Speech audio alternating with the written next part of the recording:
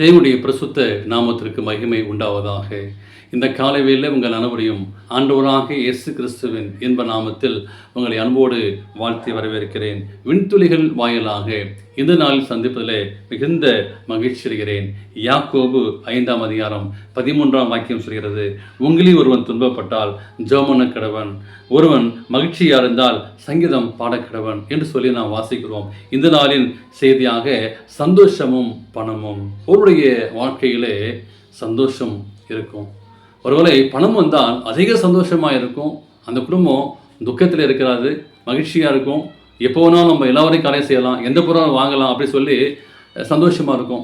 ஒருவேளை அப்படி பாக்கெட்டில் பணம் இல்லாத காரியம் வரும்போது அநேகர் சோர்ந்து போவார்கள். என்ன செய்ய போகிறோமோ இந்த மாதத்தை நடத்துவதற்கு, நம்முடைய அணுதலுடைய காரியங்களை செய்ய என்ன செய்கிறோன்னு சொல்லி சோர்வு போகிறோம்.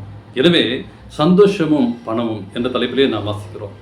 இந்த செல்வந்தர்கள் எப்போதும் மகிழ்ச்சியாக இருக்கிறார்கள். ஏனென்றால் அவருக்கு தேவையான எல்லாம் இருக்கிறது, அவளுக்கு ஒரு குறைவில்லை. எனவே அவருடைய வாழ்க்கையிலே வருத்தம் என்பதே இல்லை.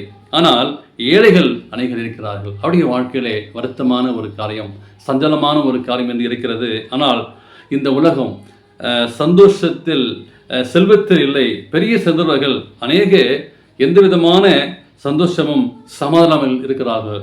வாழ்ந்து கடைசியிலே அவர்கள் தற்கொலை செய்து கொள்கிறார்கள்.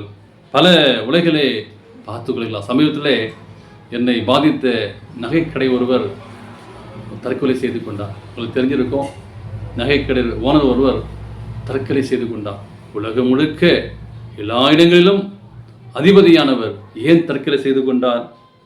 சமீபத்திலே அமெரிக்காவிலே தற்கொலை செய்து கொண்ட ஒரு மனிதன் வீட்டிலே 14 கோடி ரூபாய் ரொக்க பணமும் 1 கோடியே 50 லட்சம் ரூபாய்க்கும் அவர் பேங்க்கில் சேர்த்து 10 கோடியும் இருந்தது. அவனது வீட்டை சோதித்து அந்த வீட்டில் இல்லாத சுகம் எதுவுமே இல்லை. ஆனால் அவர் தற்கொலை செய்து கொண்டார். அந்த கடிதத்தில் என் வாழ்வில் சந்தோஷம் இல்லாதபடியால், அவர் எழுதுகிறாரு, என் வாழ்விலே சந்தோஷம் இல்லாதபடியால் நான் தற்கொலை செய்து கொண்டேன் என்று சொல்லி எழுதினார். தேவனுக்கு பிரியமான பிள்ளைகளே, பணம் ஒரு சந்தோஷம் அல்ல. ஆனால் பணம் இருந்தது, செல்வாக்கு இருந்தது, அவர் மரித்து போனார். ஆனால் எந்தவித பணம் இல்லாமலும் கிறிஸ்துவுக்குள் நம்மால் இருக்க முடியும், அவருக்குள் சந்தோஷமாக இருக்க முடியும்.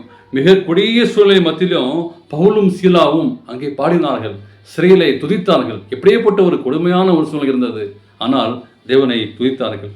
தெய்வீக சந்தோஷம் என்பது இந்த உலகத்திலே அறிவுக்கு எட்டாத செல்வந்தனான ஒரு மனிதன் எப்போதும் சந்தோஷமாக இருந்த ஒரு விறகு வெட்டியை பார்த்து, நான் இத்தனை சொத்துக்களை உடையனாக இருந்தும் சந்தோஷமாக இல்லையே, நீ இப்படி சந்தோஷமாக இருக்க காரணம் என்ன? ஒருவேளை நீயும் என் வீட்டில் தங்கினால் நாம் இருவரும் சந்தோஷமாக இருப்போம் என்று சொல்லி வினாவினார்.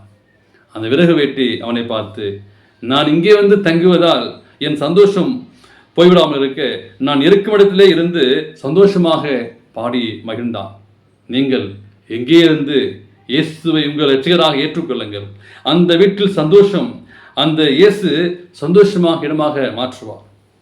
பிலிப்பியர் வாசிக்கிறோம் 4:7 வாசிக்கும் போது, நீங்கள் ஒன்றுக்கும் கவலைப்படாமல் எல்லாவற்றையும் குறித்து உங்கள் விண்ணப்பங்களை சோத்திரத்திடக்கூடிய ஜெபத்தை வேண்டினாலும் தேவனுக்கு தெரியப்படுத்துங்கள். அப்பொழுது எல்லா புத்திக்கும் மேலான தேவ சமாதானம் உங்கள் இருதயங்களையும் உங்கள் சிந்தனைகளையும் கிறிஸ்து இயேசுக்குள்ளாக காத்துக்கொள்ளும்.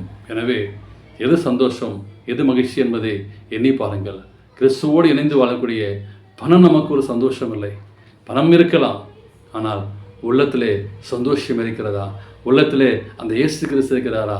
உங்களுடைய வாழ்விலே இந்த காலையிலே ஆண்டவரே பணம் இருக்கிறது, எல்லாம் இருக்கிறது, சந்தோஷம் இல்லை என்று சொல்லி ஏங்கி தவிக்கிறீர்களா? அந்த இயேசுவை அலையுங்கள். ஆண்டவர் உங்களுடைய வாழ்க்கையை சந்தோஷமாக மாற்றுவார். இந்த காலை வேலை இதை பார்த்துக்கிற ஒவ்வொரு குடும்பமும் நீங்கள் எங்கே பார்த்தாலும் சரி, எந்த இடத்துலேருந்து பார்த்தாலும் சரி, ஆண்டவர் உங்கள் சூழ்நிலையை சந்தோஷமாய் மாற்றுவார். அப்படியேப்பட்ட மகிழ்ச்சியான சந்தோஷத்தை பெற்றுக்கொள்ளுங்கள். தேவன் உங்களை ஆசீர்வதிப்பாராக. ஆமென்.